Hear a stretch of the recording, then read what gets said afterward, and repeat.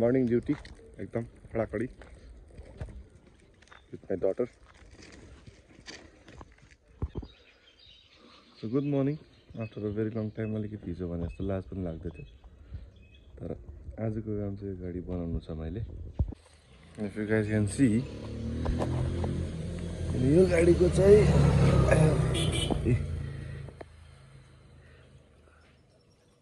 आफै भाँचेको छ यहाँनिर डल्लै. यो सस्पेन्सन बस्ने प्लेट जुन चाहिँ छ त्यो चाहिँ यहाँबाट भाँचिएको छ. सो यसलाई फेर्नु छ आज. हेरौँ कति खर्च आउँछ. यहाँनिर त लानु सकिँदैन. यसलाई यहाँनिर पर पर्दोको बनाउनुपर्छ. अघि बिहान स्टार्ट गर्नु खोजेको ब्याट्री पनि डेड. सो स्विच लागेको छैन. सेतो भाले पर्छ स्विच लाइन एउटा छैन. डल्लै घुमाइसक्दाखेरि पनि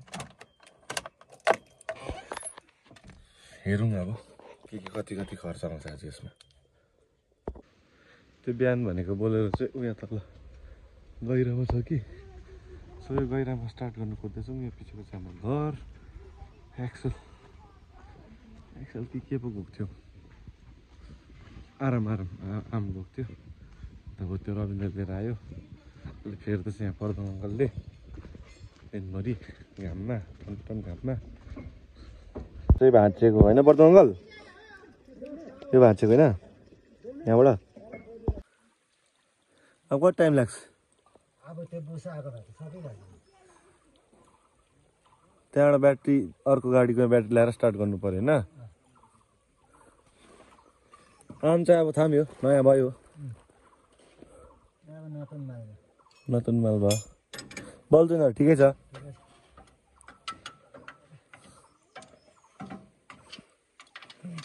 कुन त कसले चलाएर राखेको यो भचाएर त्यतिकै. फाइनली गाडी बनियो. तर यो खिड्की चाहिँ झर्दैन है. खिच्दा पनि यो चाहिँ झर्दैन. अब पर कहाँको ग्यारेजमा गएको एलाइनमेन्टहरू मिलाउने. अन्त ब्याट्री चाहिँ उयो अर्को बोलेरोको निकालेको थियो. ब्याट्री डाउन भएर अन्त भएको ब्याट्री त्यसमा हाल्दैछौँ. एकछिन गाडी स्टार्ट भइरहेको.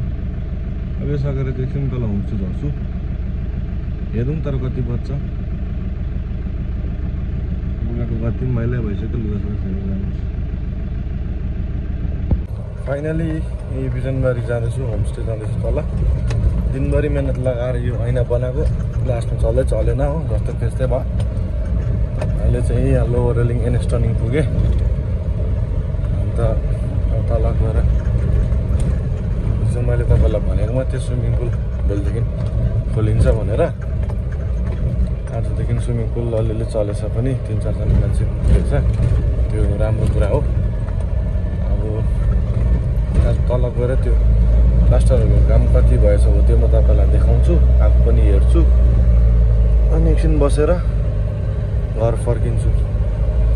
घरमा ठुल्ठुलीले पर्खिरहेको हुन्छ हो. गाडी चाहिँ बनाउने काम चाहिँ भएछ. म बिस्तारै जाँदैछु भनेको. मभन्दा अझै बिस्तारै जाने अगाडि जाँदै रहेछ ट्र्याक्टर है. यो गाडीलाई क्लच पनि सानो चाम्रो छैन. धेरै दिन रफ भएको गाडी हो. हेरौँ. यहाँनिर हर्न पनि बज्दैन फेरि हो. उताबाट गाडी आएन बिजोक. यहाँनिर चाहिँ क्रस भयो.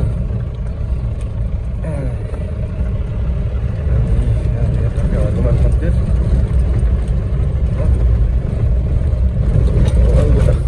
तलै गएर भेटौँ है गाइस. काली जस्तो लाग्यो मलाई. तर आम नट स्योर काली चाहिँ हुनुपर्ने यो. बिल्कुल हाम्रो प्रपर्टीकै छेउमा बसिरहेको रहेछ.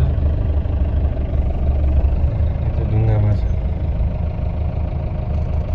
त्यो पनि के हो यो चाहिँ होला. म त्यति साह्रो स्योर त छुइनँ कि. तर म आइपुगेँ प्रपर्टी. फ्रन्ट स्विमिङ पुल गएर पनि झर्दैछु. मलाई देख्छु जग्गा.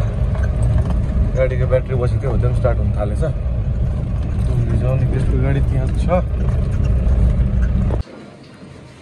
बनिँदैछ यो चाहिँ आफै बस्ने रुम हो 1.5 साल बनाउनु थालेको अझै चाहिएको छैन यो रुमको भ्यू चाहिँ यस्तो छ यहाँ हाम्रो ट्री हाउस त्यहाँ मुनि गुराज अगाडिको रुम यता रेस्टुरेन्टहरू यता अगाडि हेरौँ कतिसम्म सक्छ यो चाहिँ अर्को रुम हो जसको चाहिँ काम हुँदै थियो यहाँनिर अलिअलि यस्तो ड्याम भएको थियो त्यो चिपिङ गऱ्यो हो अब यहाँभित्र उयो ड्याम भएको छ हो त्यो चिपिङ गर्नुपर्ने छ हो चर्चिल दादाले मलाई पछाउँदैछ यो चाहिँ हाम्रो 4 जनाको अकुपेन्सीको रिभर साइड रुम हो अनि यो चाहिँ यसको वासरुम अहिले फिलहाल मेन काम चाहिँ तपाईँको यतापट्टि हुँदैछ यो भित्ताभरि यस्तो तपाईँले इन्ट्रेस्ट देख्नुहुन्छ यस्तो लेखेर थियो अन्त यहाँनिर एउटा खिड्की थियो त्यो पनि पुरेको थियौँ चर्चिल दा लियो दा अन्त यो रेलिङमा पनि हुन्छ गर्नु छ त्यतापट्टि पनि गर्नु छ यो सबै चाहिँ अहिले हुँदैछ काम त्यो सायद तपाईँको 2-3 दिन लाग्छ होला त्यहाँबाट कम्प्लिट हुनु